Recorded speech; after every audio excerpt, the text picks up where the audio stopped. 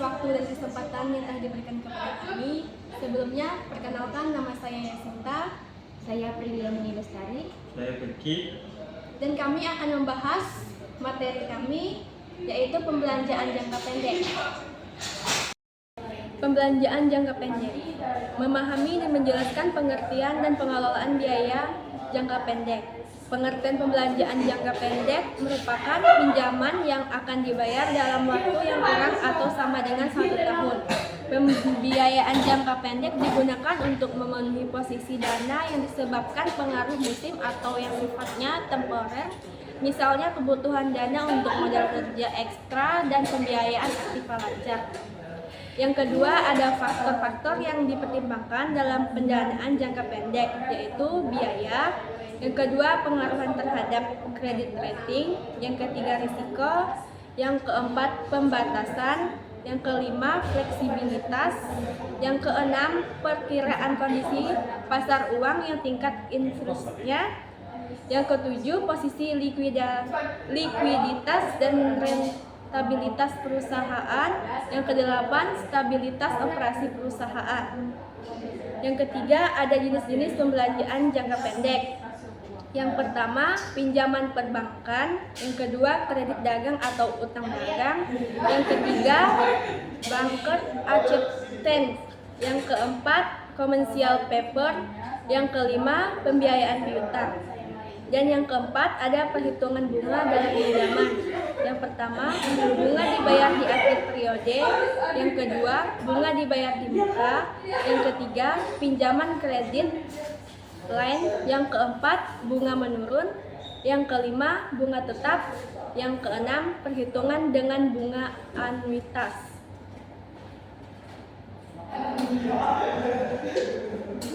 Terus yang kelima, pembiayaan dalam transaksi penjualan, di mana pembiayaan jangka pendek ini dapat disebabkan oleh yang pertama, timbul dari transaksi perdagangan atau transaksi jual beli, atau disebut juga sumber pembelanjaan jangka pendek tanpa jaminan.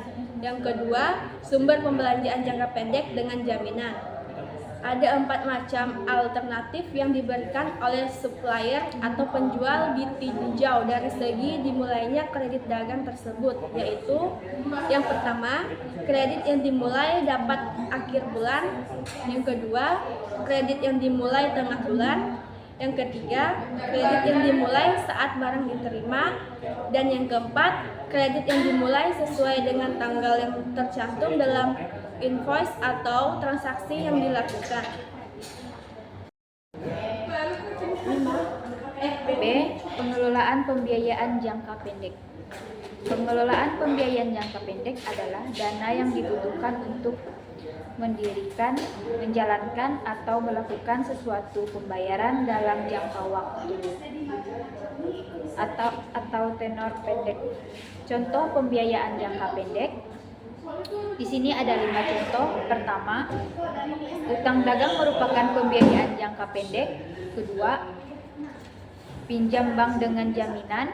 Ketiga, pinjam bank tanpa jaminan.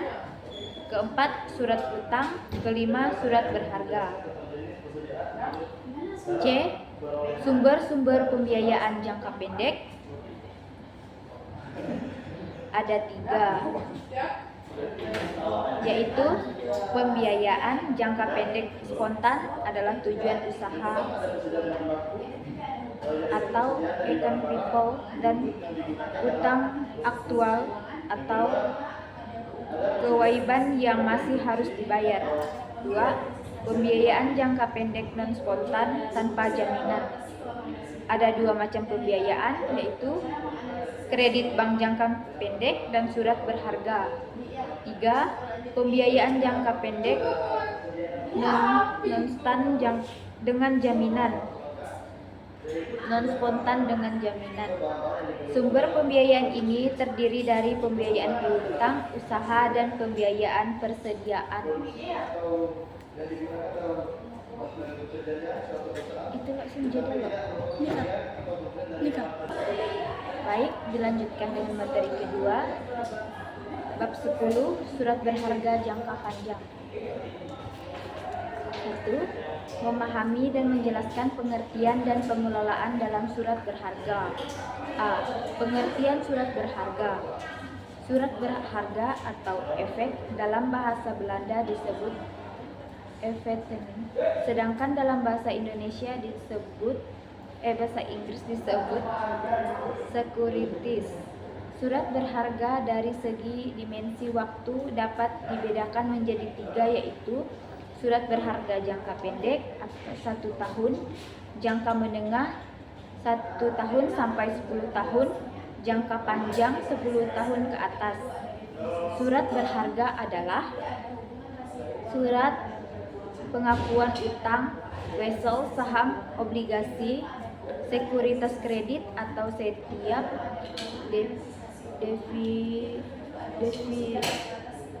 dan surat atau kepentingan lain atau surat kewajiban dari penerbit dalam bentuk yang lazim dibandingkan dalam pasar modal maupun pasar uang.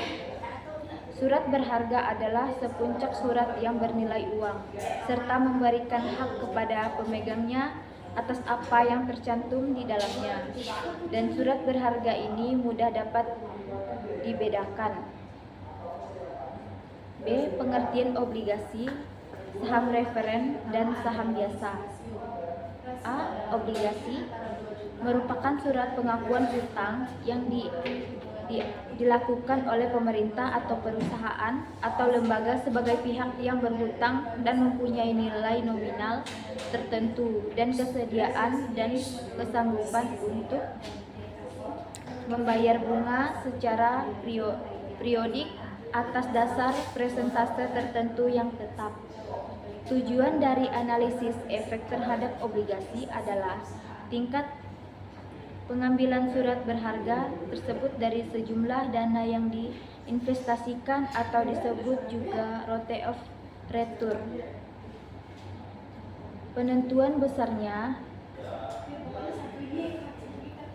rate of return yang akan dipertahankan sampai jatuh tempo dapat dihitung dengan menggunakan rumus pendek atau dengan tabel present value. Saham referen. Antara saham referen dengan saham biasa, perbedaan hanya terletak pada perlakuannya, yaitu referensi. Maka saham referensi adalah saham yang disertai dengan preferensi di atas saham biasa dalam hal pembiayaan dividen dan pembagian kekayaan dalam pembubaran perusahaan. Saham biasa. Menurut Bambang Rianto 1995 181, penentuan besarnya rate of return dan nilai saham biasa lebih sulit dibandingkan dengan obligasi dan saham referen karena ramalan atau perkiraan dari pendapatan, dividen dan harga saham di waktu yang akan datang adalah sukar untuk diperkirakan.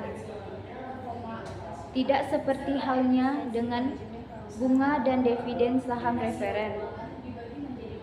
Relatif tetapi setiap tahun. Pendapatan dan dividen saham biasa diharapkan meningkat setiap tahunnya dan tidak tetap konstan. Selanjutnya bab 9, sumber-sumber pembiayaan jangka panjang dan pembiayaan saham biasa. Yang pertama, A. Tinjauan sumber-sumber keuangan. Itu pendanaan internal tampaknya secara umum mempunyai kelebihan atas pendanaan eksternal, dikurangi pajak, dikurangi pemantauan oleh sumber pendanaan eksternal. Pendanaan eksternal digunakan ketika kebutuhan investasi tinggi dalam kaitan dengan tingkat probabilitas. Peran pendanaan internal oleh perusahaan Jepang bahkan lebih rendah dalam periode awal manakala mereka secara agresif memperluas pasar pangan dengan strategi harga rendah yang mengakibatkan investasi besar dan margin laba yang rendah. Yang B, pembiayaan perusahaan bertumbuh. Setelah pendirian perusahaan berhasil dengan potensi pertumbuhan, di sini perusahaan telah mencapai sukses awal. Ia bertumbuh secara tepat dan cukup menguntungkan. Manajemen arus kas dan modal kerja menjadi semakin penting. Juga pada tahap ini perusahaan akan mempunyai kebutuhan luar biasa untuk pendanaan tambahan dari luar. Pada saat rasio utang perusahaan menjadi lebih tinggi, maka beberapa perangkap keuangan harus diketahui dan dihindarkan. Dalam suatu contoh, mantan pemilik dari suatu perusahaan menggambarkan masalah yang terjadi. Sudah ia mendapatkan dana untuk mendukung pertumbuhan, semula ia memiliki 100% dari perusahaan, tetapi perusahaan membutuhkan modal. Ketika dua pemasok potensial dari dana yang diperlukan meminta 30% kepemilikan pendiri perusahaan setuju dengan pemikiran ia masih tetap memiliki pengendalian 40%, yaitu blok saham biasa yang paling besar. Akan tetapi kedua pemilikan ekuitas baru itu mengikuti mengurus dengan campur tangan para manajemen kreatif perusahaan dan mengakibatkan perusahaan jatuh.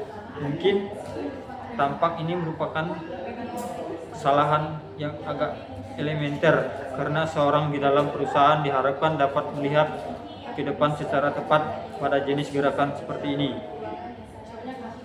Opsi untuk membantu prawisata itu dengan yang pertama yaitu meningkatkan nilai perusahaannya pada kapitalis ventura, hingga dengan demikian menurunkan bagian perusahaan yang harus diberikan kepada kapitalis ventura semula. Yang kedua, memusatkan energi wirausahawan pada penciptaan nilai opsi yang terstruktur dengan baik untuk mengevaluasikan dan meningkatkan komitmen modal, membantu baik prawisatawan maupun kapitalis ventura. Dengan yang pertama, itu memungkinkan ventura itu untuk melanjutkan bila prestasi tidak menguntungkan seperti yang diharapkan. Yang kedua, memberikan kepada wirausahawan peluang untuk mendapatkan modal pada nilai yang lebih tinggi. Dan yang ketiga, memungkinkan perusahaan untuk bertumbuh pada suatu tingkat kecepatan ketika prestasi melebihi perkiraan semula. Perusahaan model ventura menjalankan peran secara aktif dan keseimbangan dalam perusahaan itu. Biasanya mereka tidak menuntut pengendalian suara, tetapi mereka paling tidak mempunyai satu anggota pada dewan komisaris perusahaan baru itu. Yang C, Small Business Administration atau SBA, merupakan sumber yang penting dari modal ventura bagi perusahaan kecil. SBA menjamin sampai 90% pinjaman yang dilakukan oleh bank untuk perusahaan bisnis kecil. Sumber lain yang penting dari pendanaan modal ventura untuk perusahaan kecil adalah Small SBIC. Untuk memenuhi syarat sebagai SBIC, sebuah perusahaan yang harus mempunyai paling tidak $1 juta dalam modal sendiri. Sebuah SBIC dapat meminjam sampai 4 kali dari modal sendirinya dari SBA dalam surat utang pemerintah atau komitmen pinjaman 100% yang keduanya bisa dipertahankan kembali. Dalam operasinya, SBIC mengikuti dua kebijakan yang serupa dengan perusahaan modal ventura. Pertama, investasi mereka umumnya dilakukan dengan membeli sekuritas residu dalam perusahaan pada mana dana itu diberikan. Kedua, SBIC menekankan pada konsultasi manajemen di mana suatu biaya dibebankan. Yang D, karakteristik pinjaman jangka menengah dan pinjaman jangka panjang. Yang pertama, amortisasi, yang kedua jatuh tempo, yang ketiga jaminan, yang keempat opsi, yang kelima biaya, yang keenam evaluasi pembiayaan langsung, yang ketujuh perbankan investasi, yang kedelapan penanggungan, yang kesembilan distribusi, yang kesepuluh penasehat dan bimbingan, Yang 11 fungsi sertifikat, yang ke-12 operasi perbankan investasi, yang ke-14 perundingan penanggung dan laporan pendaftaran. Yang ketiga, menetap harga surat berharga. Yang pertama, adanya sindikat penanggungan. Yang kedua, kelompok penjual surat berharga. Yang ketiga, penawaran dan penjualan. Yang keempat, stabilisasi pasar. Yang kelima, biaya penerbitan. Yang keenam, biaya penerbitan yang dinegosiasi versus penanggungan secara tender terbuka. Yang keenam, go public and IPO, biaya IPO dan keputusan untuk go public. Yang F, penanggungan hak dalam pembiayaan tanpa hak atau rights, yang formula nilai sebuah hak, dampak terhadap posisi para pemegang saham, alasan yang mungkin untuk ketertiban tertanggung, penafsiran dari pembuat hak, peraturan tata niaga berharga, Undang-Undang Surat Berharga 1933, Undang-Undang Bursa Berharga 1934, dan amandemen UU Surat Berharga 1975, dan perubahan terakhir peraturan SIG, dan seterusnya peraturan mengenai perdagangan orang dalam, munculnya perkembangan. Baik, sekian dari presentasi kelompok kami ucapkan terima kasih.